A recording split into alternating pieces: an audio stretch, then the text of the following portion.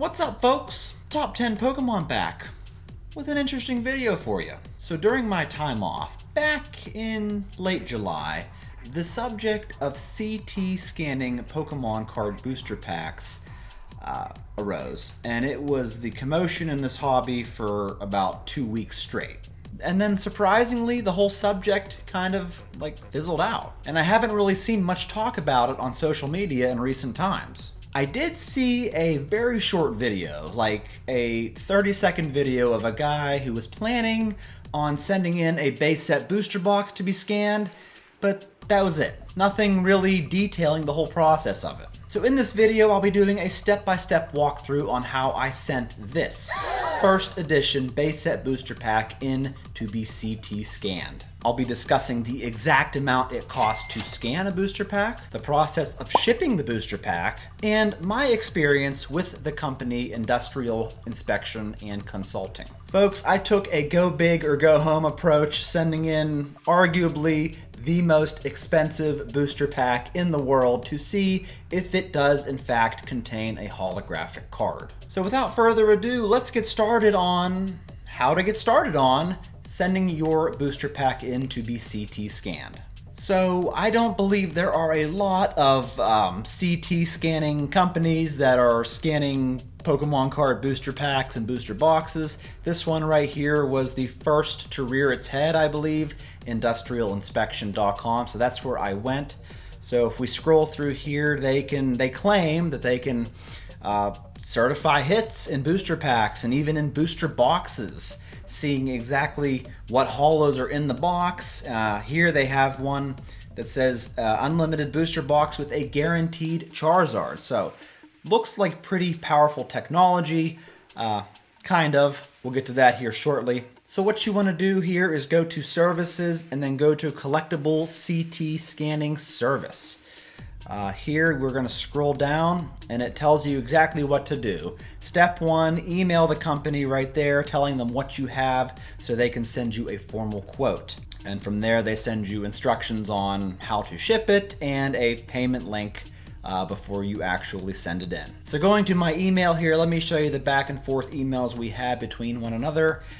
So I first send an email saying, hey, I'm inquiring about having a Pokemon card booster pack scanned.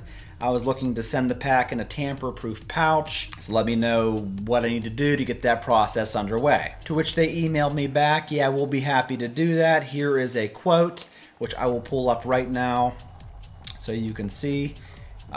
That's the address, the company name at the top here. So basically for one booster pack, as of right now, it costs $75 plus a 4% credit card fee, so $78 total for just the quote for one booster pack. I do believe if you do multiple booster packs, each additional pack is a whole lot less, like $20 or $25 extra per pack after that. I said go ahead and send me the pay link and I will send payment and get it shipped out.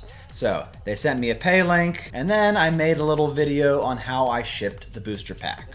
Now if you recall, and you probably don't, but about 2 years ago I made a video about this pack. It weighs about 21 grams. On the other scale, it was like 20.98 grams, so it definitely teeters on the heavy or light.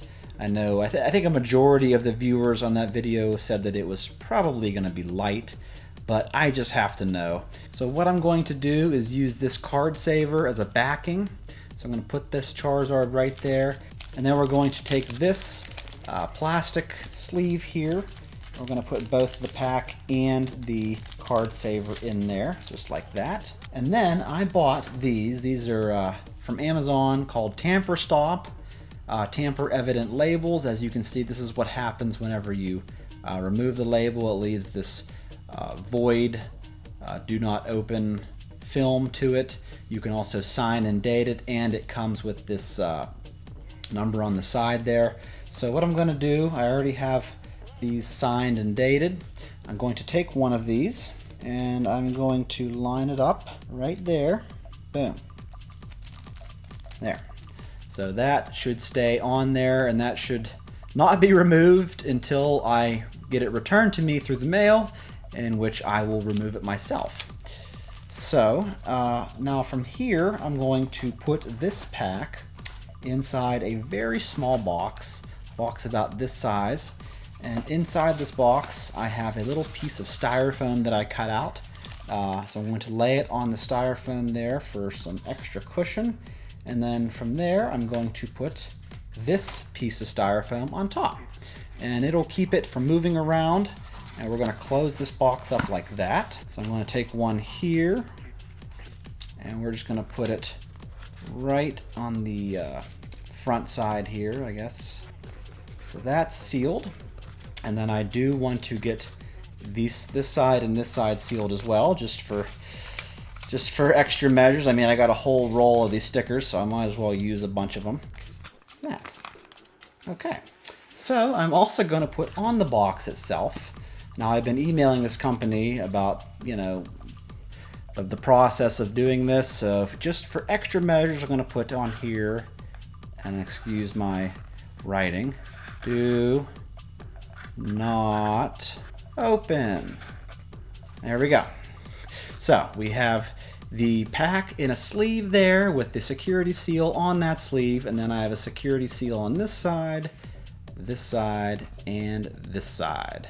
And I'm going to take it to UPS, get the insurance on it, get the signature confirmation, and I also have to put a return label in here as well for them. Once they're done scanning the pack, they slap the return label on and send it to me, and hopefully the process goes silky smooth. So if you're wondering what it costs to send a fairly expensive booster pack, and it cost me with insurance $41.73, and then I also had to send a return label within the box for them to put on after they scanned it, which cost me an additional $15.29. So if you've been keeping track, I've already spent about $135 just to get this booster pack there and back, and hopefully get a reliable scan. So after I sent it and got the confirmation via UPS that they received it, I wasn't hearing anything for a couple of days, so I did have to call them. And I will say that they picked up the phone every time I called them.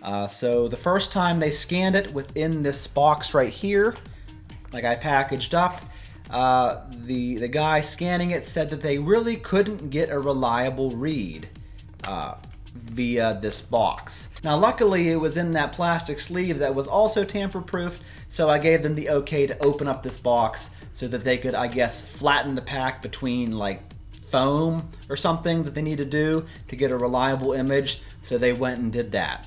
And I'm going to try to pull up the video they sent me of the results. So this is a little 16-second video of the scan through the entire pack, going through each of the cards, all the layers, and unfortunately they did not see any holo cards in this pack. And I was crushed. I had my hopes up that we were going to see something real shiny in there, but they assured me that it didn't. It was very unlikely that there was a holo. And I did in fact get the pack back. I looked it over. Trust me, I know this pack forward and backward, and this is the pack that I sent. It is still very much sealed. So yeah, I had a good experience with them. This video is in no way sponsored by this company, but this was the main one offering this service. So it is very, very expensive. $135 just to get one of these packs scanned. So if you're gonna send in a booster pack, you better make sure it's a booster pack worth your while. So unfortunately, I don't know what to do with this booster pack. I think maybe I'll send it in for grading and get it encapsulated by PSA. I don't know. I mean, I've held on to it for the past 14 years, so what's a little bit more time to make a decision about doing something with it? That's all I got today, folks. If you have any questions about this whole process, feel free to email me, reach out to me on Instagram. It took about 2 weeks from start to finish. I'm actually kind of surprised that they're able to scan a booster box because they had such trouble scanning this little box right here. They couldn't see what's inside. They had to take the pack out and flatten it. So I'm not sure how you're able to scan it, because you can't flatten a booster box. You'd ruin it. So I'm not sure how you're able to scan a booster box and find all the hits in that, but I don't know. That is above my pay grade. Let me know what you think, folks. Until next time, I'm Top 10 Pokemon. I'll catch you in my next one.